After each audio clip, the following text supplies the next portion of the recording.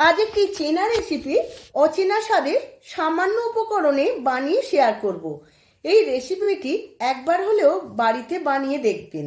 বাচ্চা থেকে বড় সকলেই আপনার প্রশংসা করতে বাধ্য হবে। আমি সোমা, সোমা কিচেন বাংলায় আপনাদের সবাইকে স্বাগত। আজকের রেসিপিটি হলো স্কিন সহ চিকেন কারি।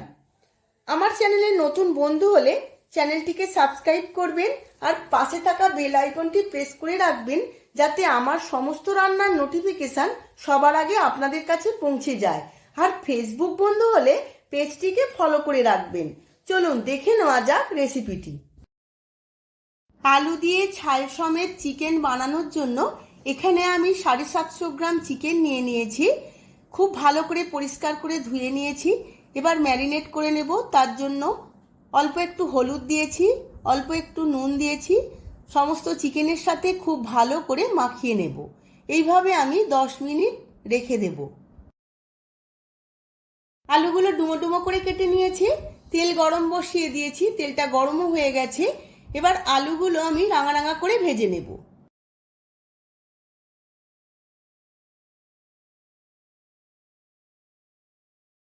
আলুগুলো রাঙা রাঙা করে ভাজা হয়ে গেছে। এবার তেল ছেঁকে তুলে নেব। ওই একই তেলে রেস্টে রাখা নুন হলুদ মাখানো চিকেনটা ভেজে নেব।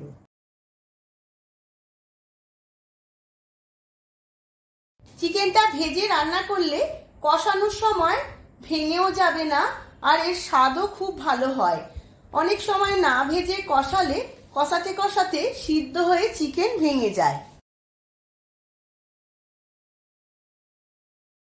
সমস্ত চিকেনগুলো হালকা করে ভেজে নিয়েছি। এবার তেল ছেঁকে তুলে নেব। স্কিন সমেত চিকেন বলে চিকেন থেকে অনেকটা তেল বেরিয়েছে, ওই তেলেই আমি রান্নাটা করে নেব। এর মধ্যে কিছু ফোড়ন দিয়ে দেব। 1/2 চামচ জিরে, 2টো তেজপাতা, 2টো শুকনো লঙ্কা।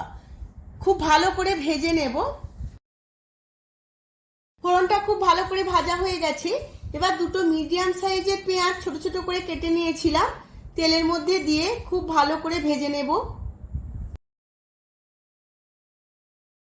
পেঁয়াজটা ভাজতে ভাজতে হালকা করে ভেজে রাখা চিকেনটা ম্যারিনেট করে নেব।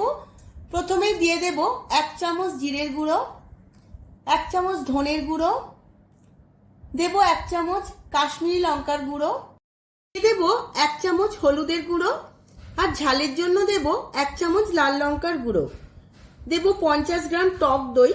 টক দই দিলে চিকেনটা সফট এবং জুসি হবে, আর টেক্সচারটাও খুব সুন্দর আসবে। আপনারা চাইলে টক দইটা স্কিপ করতে পারবেন।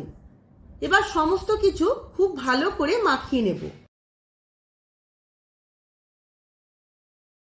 সমস্ত উপকরণগুলো চিকেনের সাথে খুব ভালো করে মাখানো হয়ে গেছে। এবার এইভাবে 10 মিনিট রেস্টে রেখে দেব। পেঁয়াজটা লাল লাল করে ভাজা হয়ে গেছে।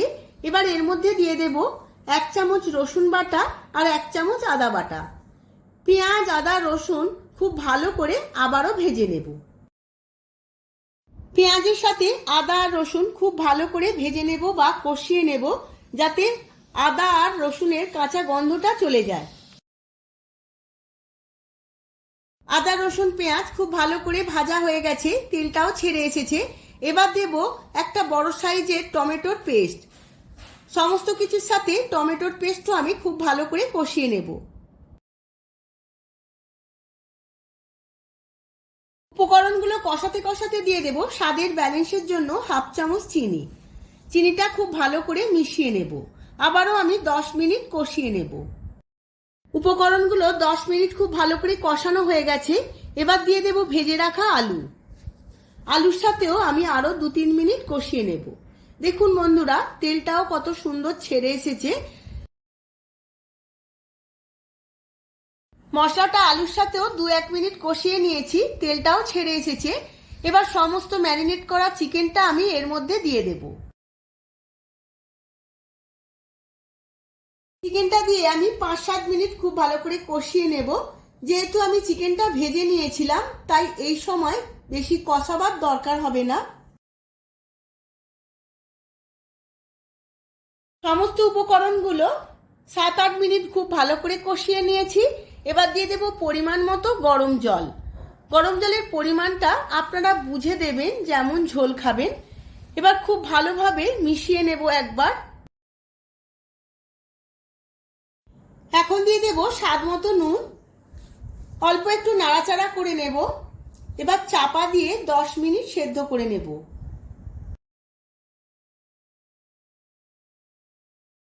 10 মিনিট চাপা দিয়ে সেদ্ধ করে নেওয়ার পর চিকেনটা খুব ভালো করে সেদ্ধ হয়ে গেছে, আলুটাও সেদ্ধ হয়ে গেছে। এবার দিয়ে দিয়েছি 1 চামচ গরম মশলা গুঁড়ো আর দেবো কিছু ধনেপাতা কুচোনো। সমস্ত কিছু খুব ভালো করে মিশিয়ে নেব। আমার চিকেন কারিটা একদম রেডি হয়ে গেছে। এবার 10 মিনিট পরে আমি সার্ভ করে নেব।